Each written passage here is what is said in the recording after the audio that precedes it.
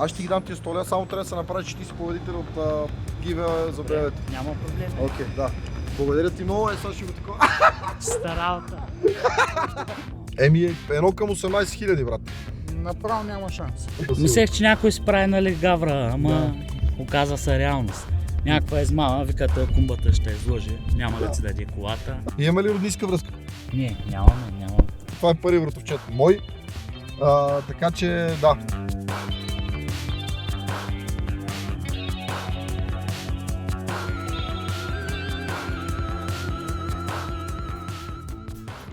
След драматичното, чакай, че имам шоколад по зъбите, брат. Стой, аз не се остига.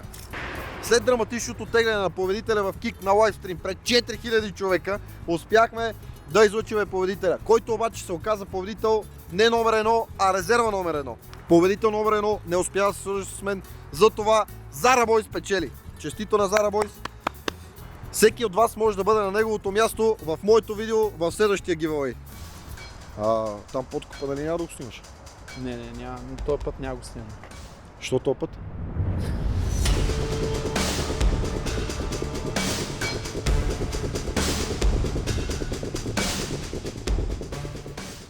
Така, имаше драма с теглянето. Първият човек, който изтеглихме, беше някакъв бот.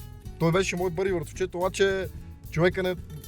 Прост човек, аз му казах така и така се ползва той човека, цел живот се занимава само с коли и такова, не знае как се пуска телефон.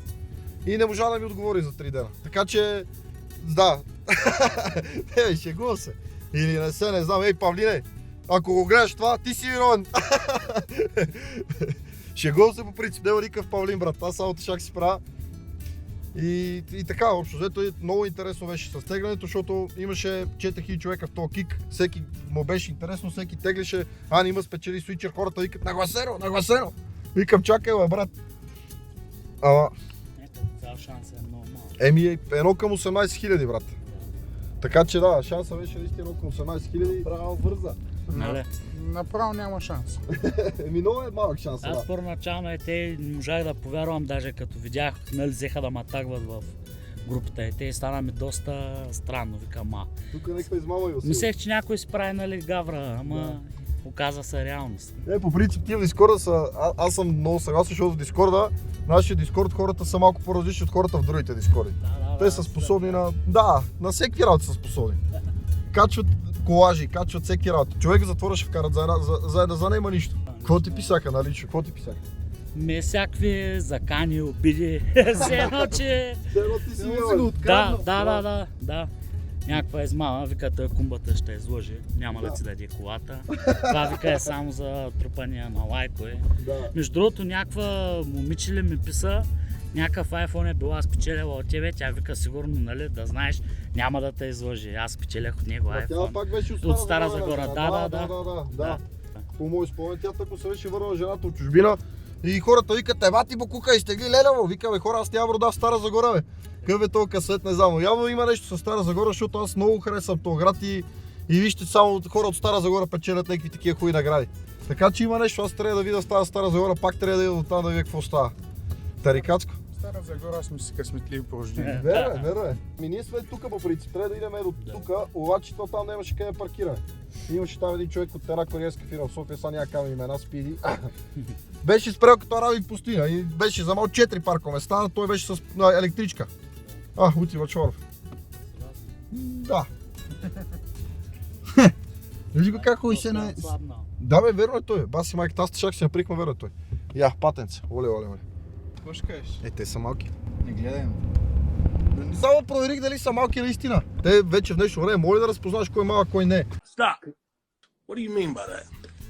Тук за 2 минути видях толкова неща, където по принцип в дружба не се виждат. Нито Лути Бачваров мога вижда дружба, нито Патенце. Та последния път, в който идех едно патенце, беше да се види муж и тя беше направил кур капан. Такова да е, смисъл капан ми беше направил, без кура. И така, и там се видехме, вика, брат, вземи пари, ще ходим на кино, на такова, видехме се и ме изсипаха. И вземаха пари, портофел. После се сетиш, вика, парите на момчета съдът, и аз викам, да. Ти представиш си, брат, да се случи гравеж само след тия реплики, брат. Това ще е нещо... Това ще е нещо несериозно да правя. На момчето, апартмането да гледаш. Как? Не? Да. Не, значи, тук надолу ще продължим този път, ако трябваше по 5 минути пешано ще намеря с парко место. Та тирания няма да продължава с тия парко места в София.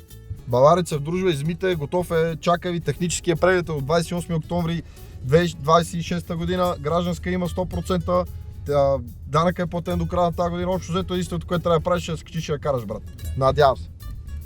Друго не би трябвало. Резервуар е над половината. Над половината, да не кажете, че е на празен, на empty. Не съм ходил да го пълна, защото ходих да го оставя да се измие.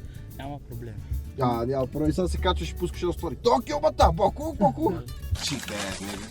Шегувам се. Имаш BMW вече, доколкото разбрах. Да, ама вече го продадах. Не е моята част. Ага.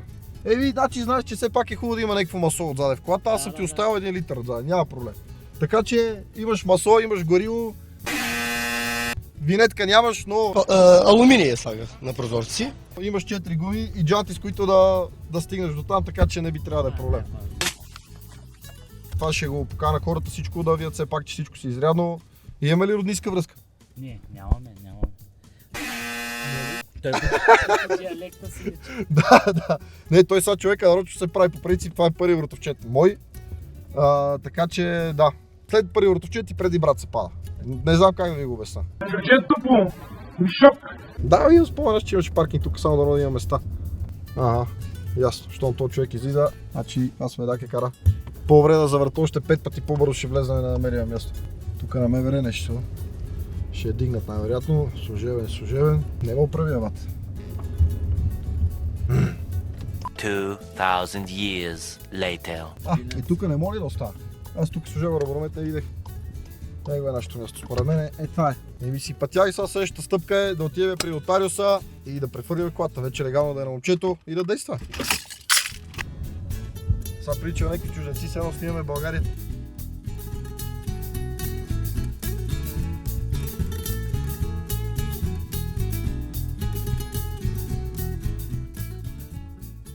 Виж са, аз ще ти ги дам тия столя, само трябва да се направи, че ти си победител от гиве за бревете. Няма проблем. Окей, да.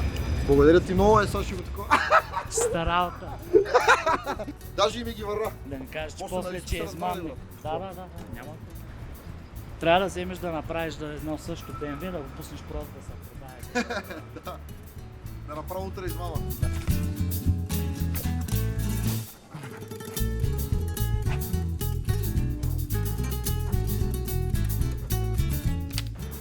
Бате, седим вътре при нотариуса, обаче има 5 човека вътре и само мене гледат, разбираш?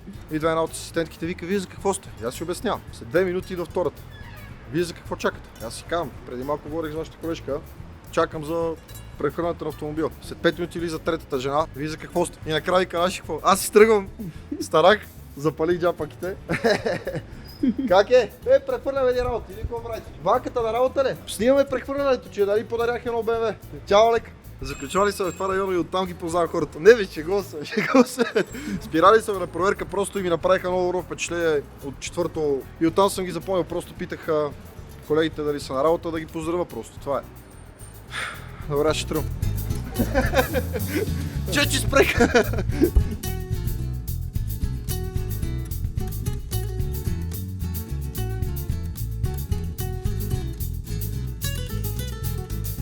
Еби, това е. Да, ключовете съм ти дал, всичко съм ти дал.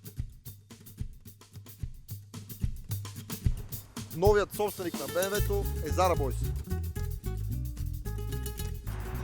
Честито на Zara Boys. Вече е факт победителя. Zara Boys печели. Честито на Zara Boys. Може да го поздравите и в коментарите, той 100% ще ги гледа. Той сега ще гледа коментарите, така че бъдете милички. Всеки от вас може да бъде на неговото място в моето видео в следващия giveaway. Сега ли ще снимаме подкупа или после? Как? Не? Да.